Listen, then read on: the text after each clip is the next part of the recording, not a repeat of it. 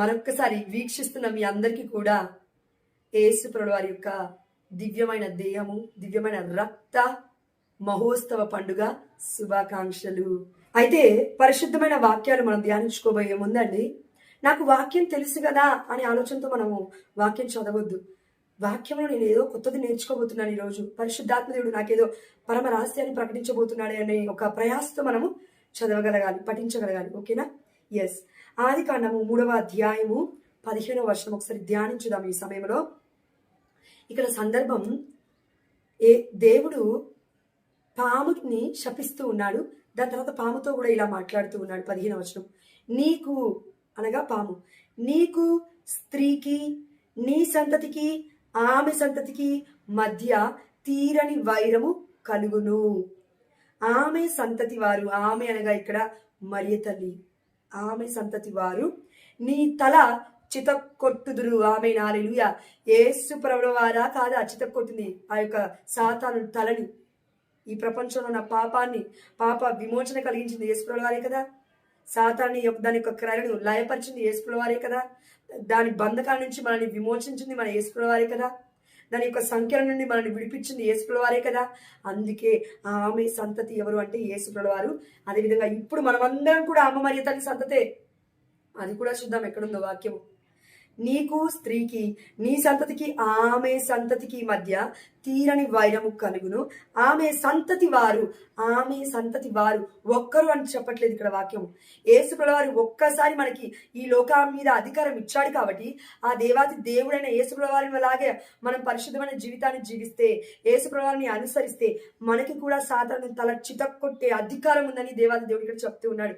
కాబట్టి ఆమె సంతతి అనగా మనం అందరం కూడా మరియ తల్లి సంతతి వారమే అనే ఒక విషయం మనం గుర్తుపెట్టుకోవాలి.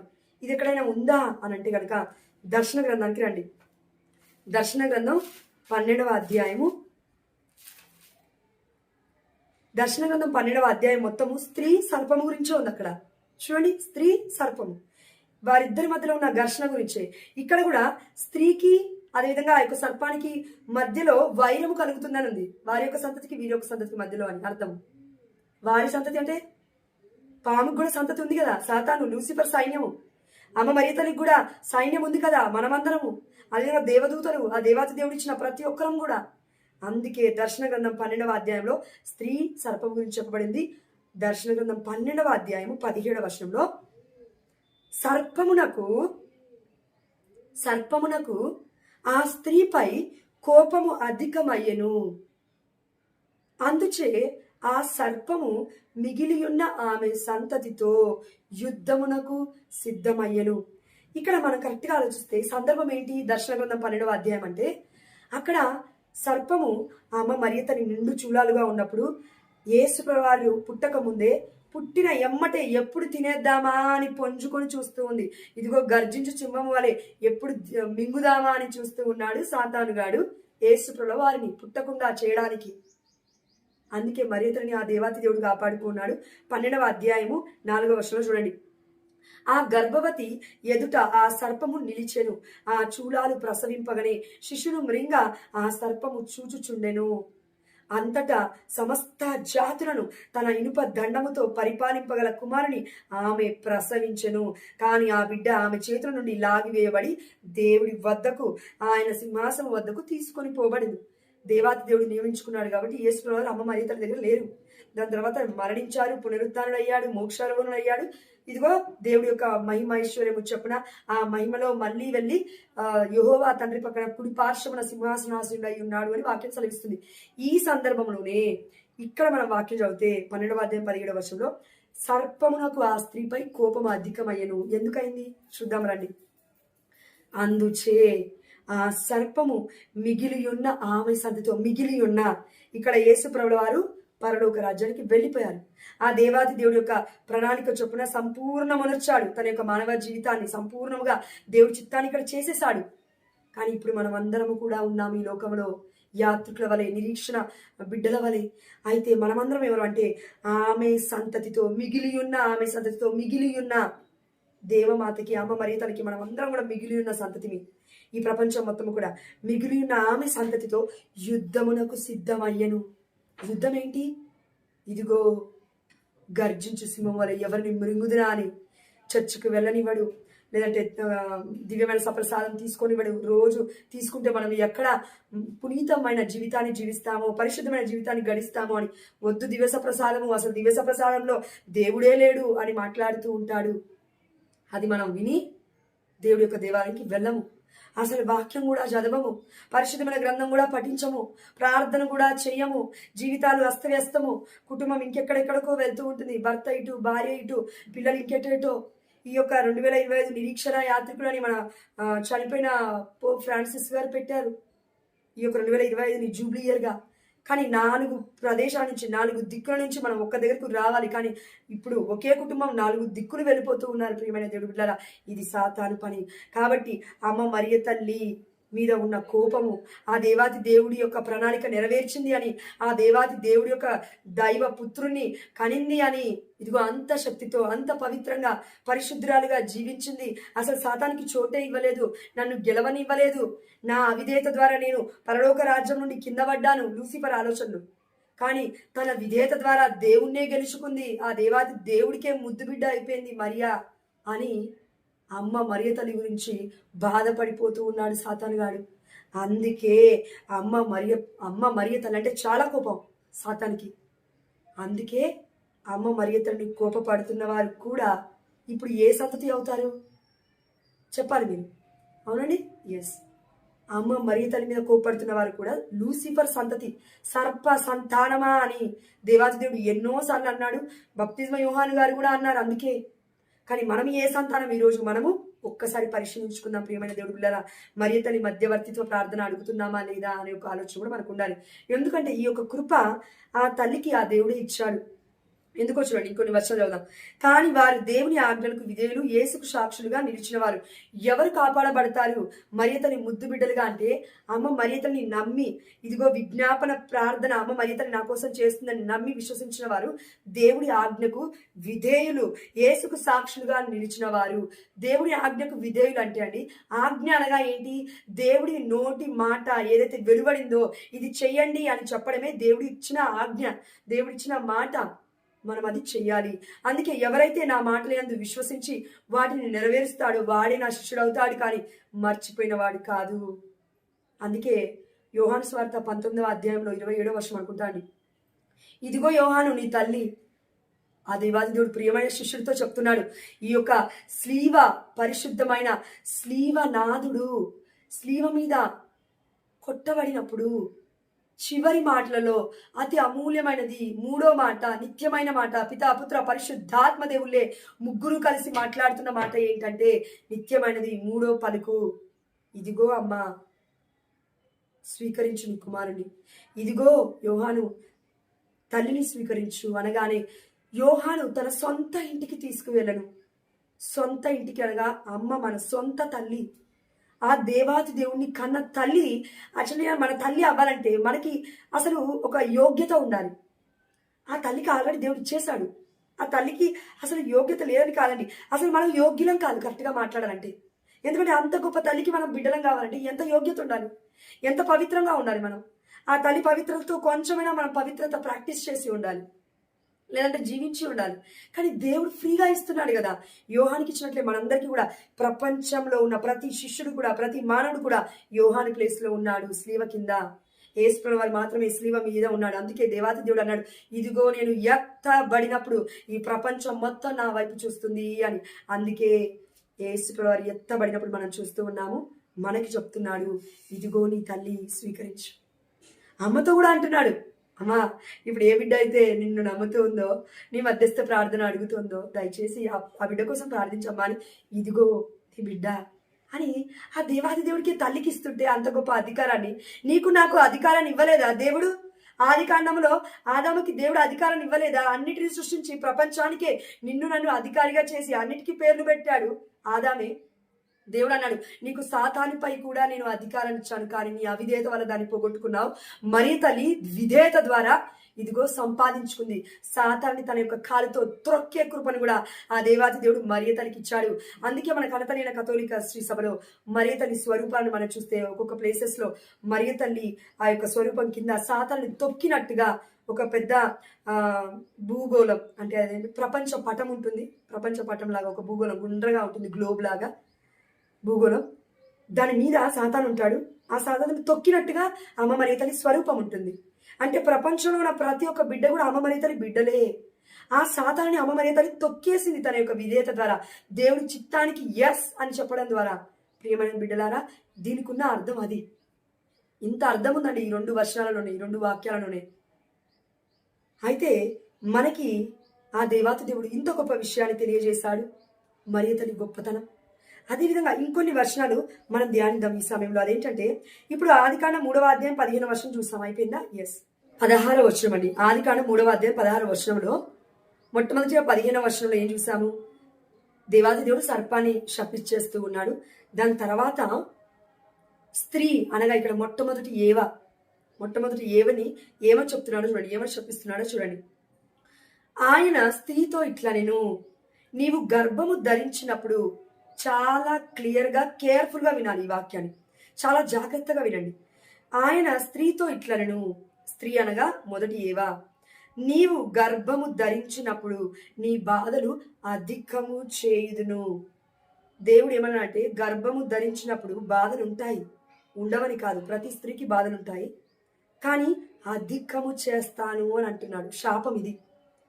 న్యాచురల్గా ఏ స్త్రీకైనా గర్భము ధరించినప్పుడు ప్రసవ వేదన సాధారణమైన విషయమే. అది యొక్క సృష్టిలో ఉన్న యొక్క ఏమంటారండి, అది నార్మల్ విషయమే, సర్వసాధారణమైన విషయం. కానీ ఇక్కడ దేవుడు ఏమంటున్నాడంటే ఈ స్త్రీతో, ఈ ఏవతో, మొదటి ఏవతో, నీ బాధలు అధికము నేను చేస్తాను.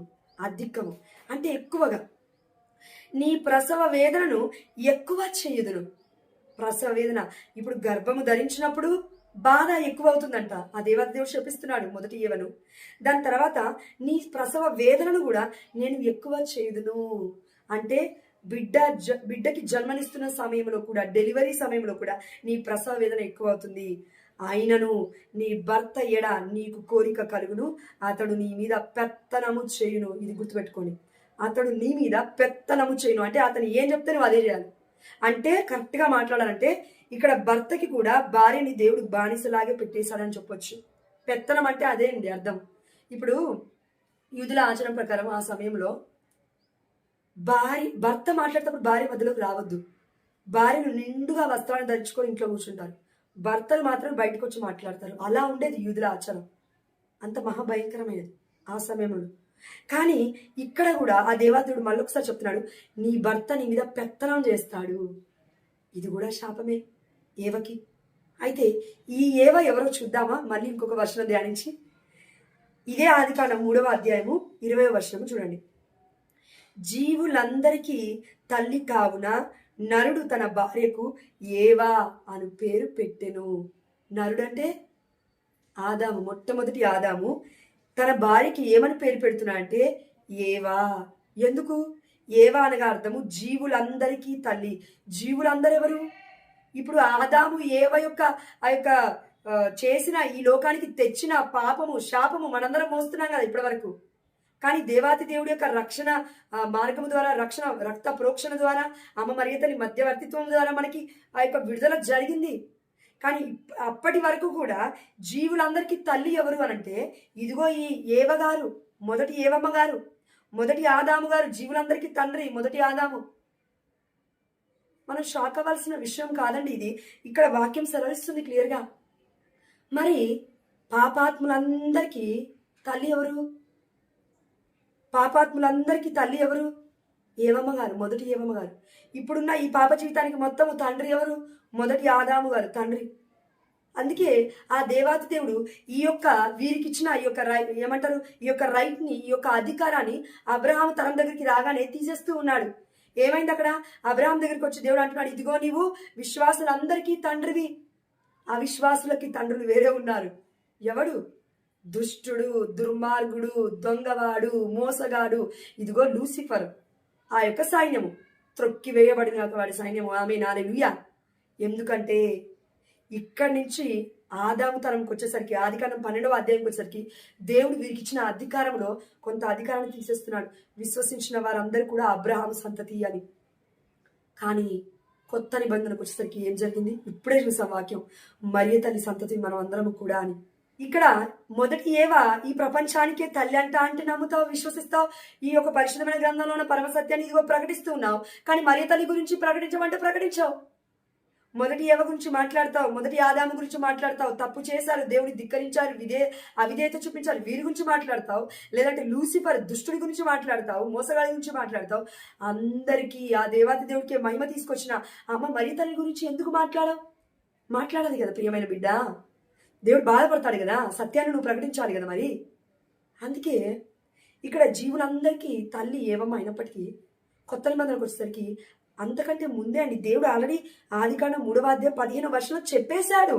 ఏమని అంటే, ఇదిగో ఆమె సంతతికి, ఇదిగో నీ సంతతికి తీర వైరము కలుగును, ఆమె సంతతి వారు నీ తల చితక్కొట్టుదురు. ఇక్కడ ఏవా ఇదిగో సాతాను యొక్క తల చితక్కొట్టలేదు, ఎందుకంటే పాపంలో పడిపోయింది.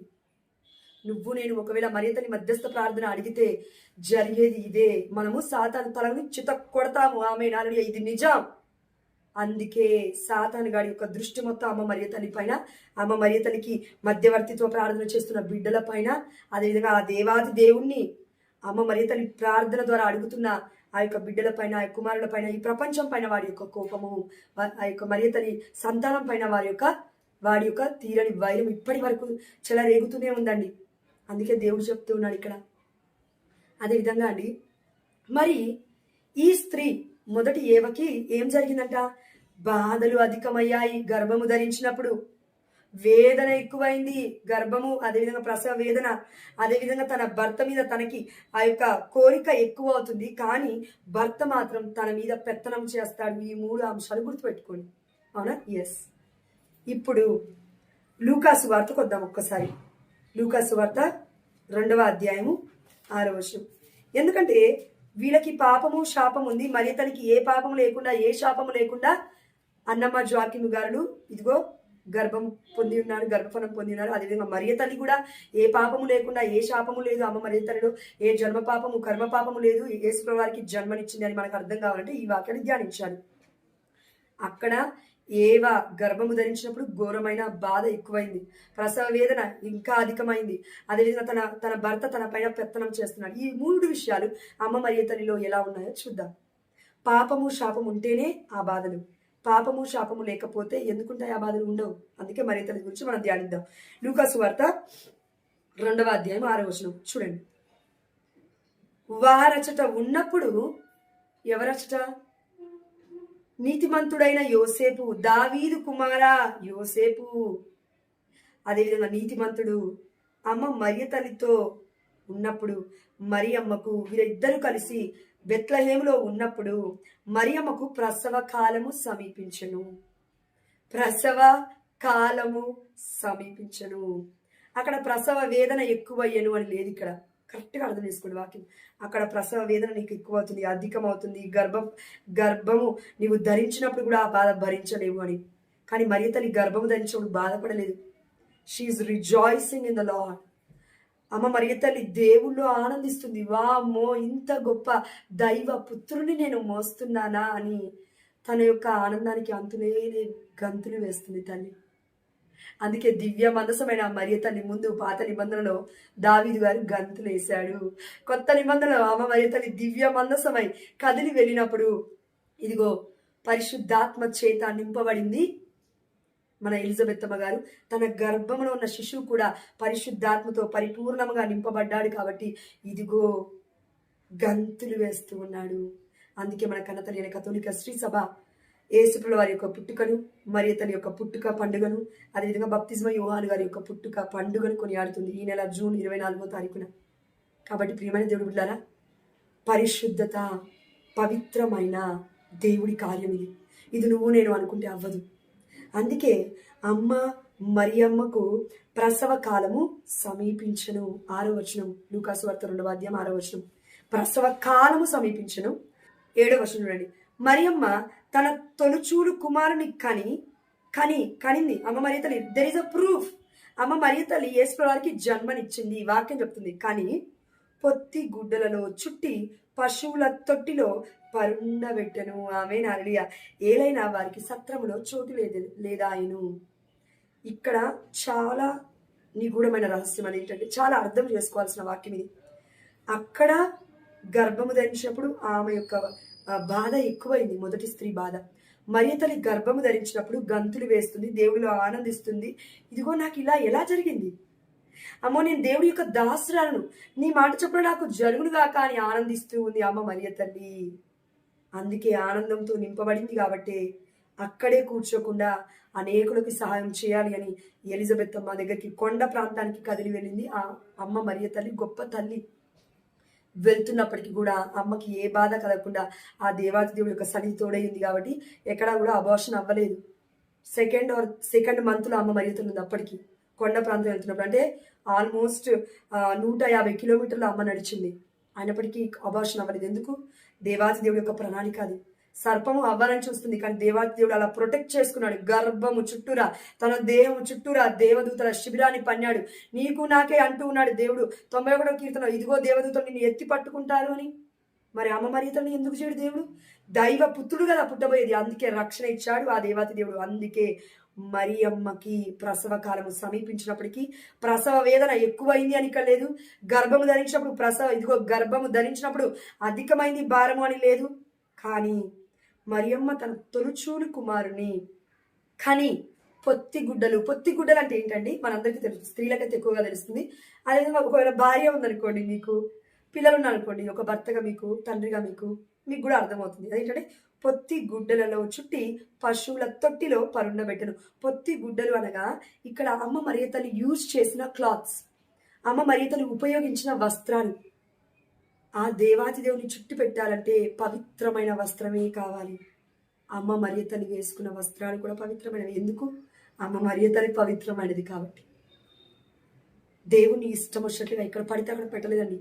పుట్టింది పశుల పాకలో అయినా, పుట్టింది ఆ పరలోకనాథుడు ప్రేమించిన ముద్దు బిడ్డ గర్భము నుండి. ఆ గర్భము నుండి పుట్టాడు.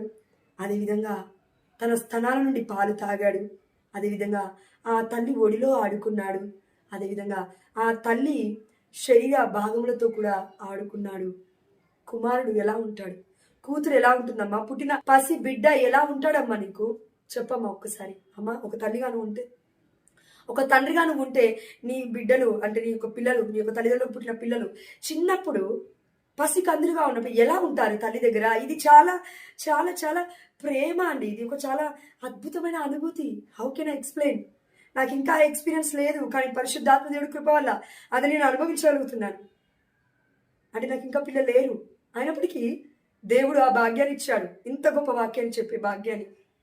Lord I thank you. కాబట్టి అమ్మ మరియ తల్లి స్తనాలు, తన యొక్క శరీరము, తన యొక్క బట్టలు, తన యొక్క దేహము, తన యొక్క ప్రతి అణువణువు కూడా ఆ దేవాతి దేవుడు పవిత్రపరుచుకున్నాడు.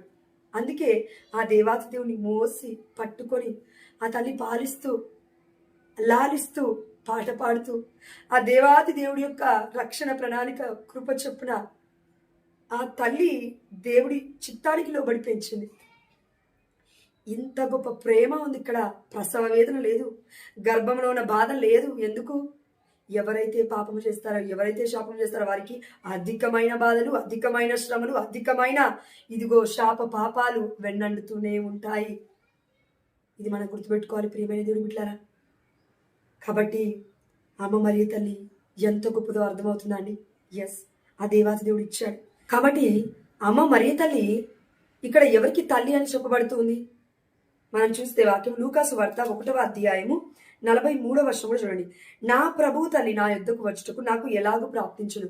చూడండి, ఎలిజబెత్ అమ్మకే కాదు, ఈ ప్రపంచానికి కూడా యేసుప్రభువు వారు ఎవరు అంటే దేవుడు, నా ప్రభువు, నా దేవుడు, నా యజమానుడు, నా సృష్టికర్త సమస్తము. ఎందుకంటే సృష్టి పుట్టక ముందు పూర్వమే నేనున్నాను.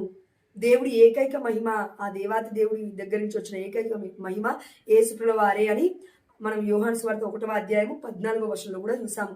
ఆదిలో వాక్కు ఉండెను, ఆ వాక్కు దేవుని వద్ద ఉండెను, ఆ వాక్కు దేవుడు ఆయను, ఆ వాక్యే ఆ దేవుడే మన మధ్యలోకి వచ్చి మనుష్య రూపంగా జీవించెను. దేవుడై ఉన్నాడు, మానవుడై ఉన్నాడు.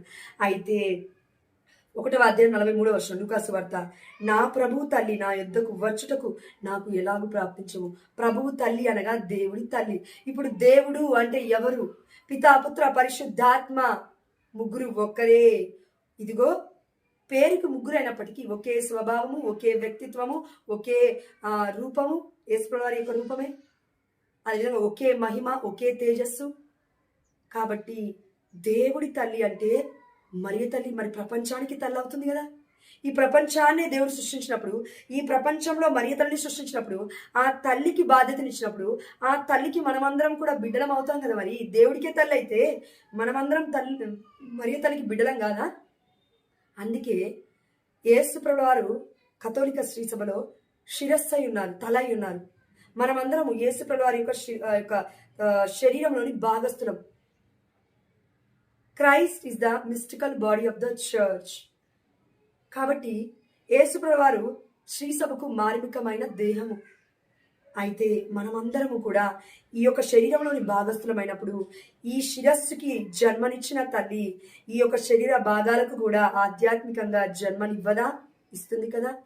అందుకే రక్త సంబంధం లేకపోయినా యేసుప్రభువు అంటున్నారు, దేవుడి చిత్తం ఎవరైతే చేస్తారో వారే నాకు తల్లి, నాకు తండ్రి, నా సహోదరుడు. అమ్మ మరియ తల్లి ఆల్రెడీ చేసింది.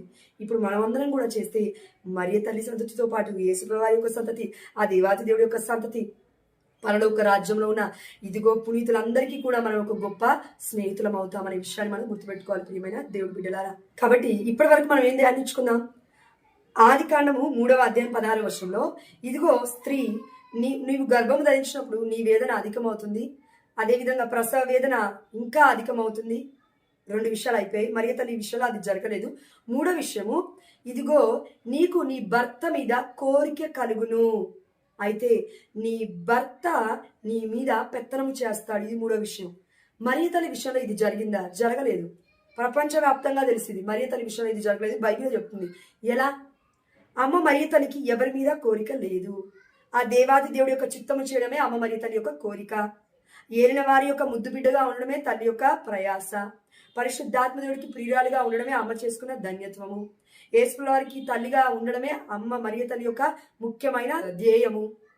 ఇలాంటి తల్లికి ఎవరి మీద కూడా కోరిక లేదు. అందుకే ఆ దేవాది దేవుడే ఇదిగో అమ్మ మరియ తల్లికి సెక్యూరిటీగా ఉండడానికి నీతిమంతుడైన దావీదు కుమారుడైన యేసయ్య అని మనం వింటున్నాం. అవునా? ఎస్, అదే దావీదు వంశంలో ఉన్న దావీదు కుమారుడైన యోసేపు అనబడుతున్న నీతిమంతుడు అమ్మ మరియ తల్లికి భర్త అయ్యాడు. ఎక్కడుంది ఈ వాక్యం?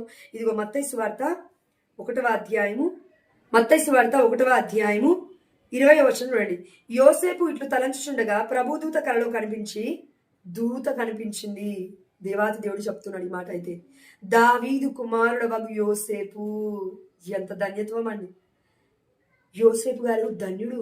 ఎందుకంటే దావీదు వంశము నుండి ఒక కుమారుడు వస్తాడు అని ప్రవచనాలు ఉన్నాయి. ఆ కుమారుడు సొలొమోను అని కాదండి అర్థం. ఇక్కడ సొలొమోను రక్త సంబంధం, కానీ ఆధ్యాత్మికమైన సంబంధం. అంటే ఆ యొక్క వంశం నుంచి వచ్చింది ఎవరు? రాజులకి రాజు అంటే యేసుప్రభువు వారు. అయితే యేసుప్రభువు వారికి తండ్రి ఎవరు ఈ లోకంలో? అంటే యోసేపు గారు. ఈ యోసేపు గారికి కూడా దేవుడు ఒక టైటిల్ ఇచ్చాడు, ఒక గొప్ప ఆ యొక్క ఐడెంటిఫికేషన్ ఇచ్చాడు, ఒక గొప్ప ఏమంటారండి ఆ యొక్క గుర్తింపునిచ్చాడు. అదేంటి అంటే ఇదిగో దావీదు కుమారుడు యోసేపు. దావీదు కుమారుడు యోసేపు పట్ల మరియ తల్లికి కోరిక లేదు. దేవాతి దేవుడు ఆ యొక్క యోసేపు గారిని ఎన్నుకొని మరియ తల్లికి కేవలం సెక్యూరిటీగా ఉంచాడు.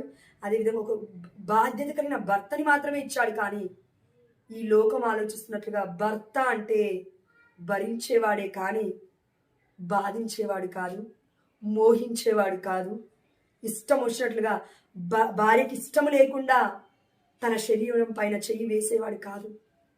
నీతిమంతుడు అంటే చాలా అర్థాలు ఉన్నాయి.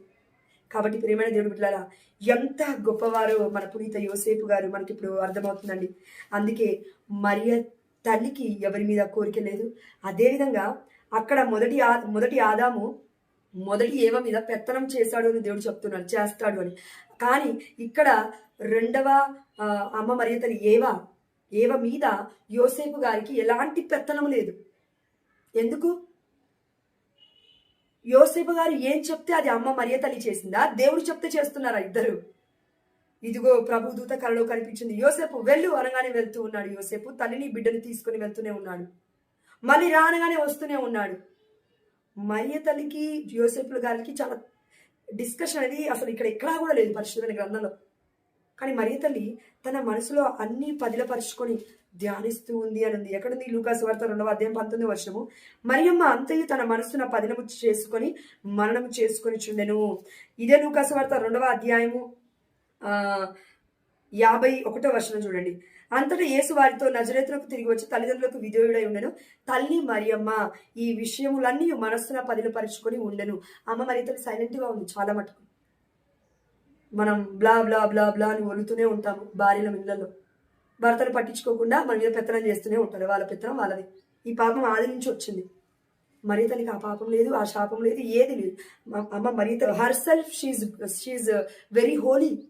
తనంతట తానుగానే ఆ దేవాతి దేవుడు ఏర్పరచుకొని ఆ తల్లిని పరిశుద్ధమైన తల్లిగా ఎన్నుకున్నాడు, పరిశుద్ధమైన బిడ్డగా ఏర్పరచుకున్నాడు.